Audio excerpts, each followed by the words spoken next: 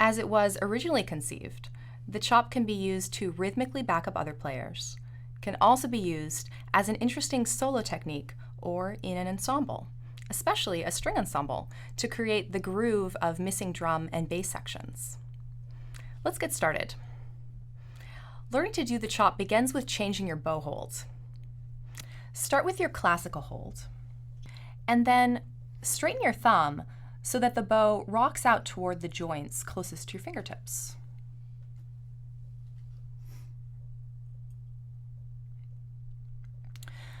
The bent thumb that your teacher hounded you about for weeks or months actually gives too much shock absorption to make the stroke very effective.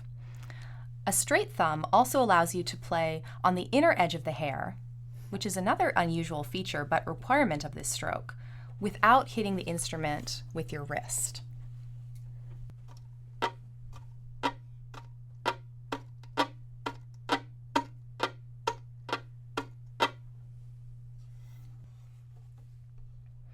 With a straight thumb, your other fingers will likely straighten more as well. The primary motion for the chop is in the wrist.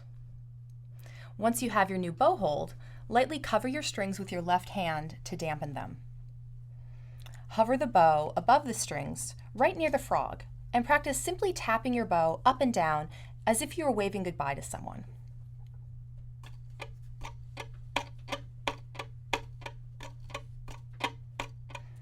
At this point, you may already be hearing some characteristic chop crunches.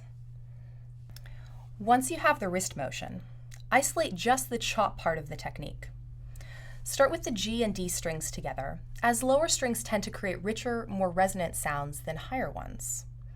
Don't worry about being as perfectly balanced between the two as you would if you were playing double stops. Flop your hand down, giving into gravity, and let the bow simply crunch into the strings. Between the weight of your bow and hand, it doesn't take much to get a sound. Start with a relaxed drop and give it a little more force, only as necessary for the volume you want.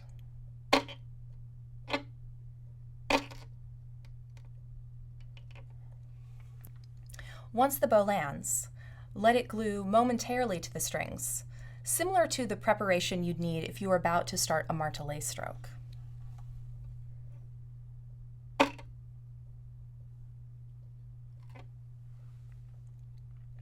Check again that your thumb is straight and that you're using the inner edge of the hair. The scraping that occurs as the bow lands and slides slightly from bridge to fingerboard creates the sound you want. This can't happen if you're using flat hair or the outer edge, typical of classical playing. Also, in contrast to classical technique, there's no need to focus on keeping the bow perpendicular to the strings. When doing the chop, a bow that is not perpendicular will tend to naturally slide a bit more, creating a fuller chop sound with less effort. An angled bow also facilitates a flatter, more mobile wrist position and a lower, more relaxed elbow position. Because it tends to be more comfortable, you'll have more stamina for long stretches of chopping.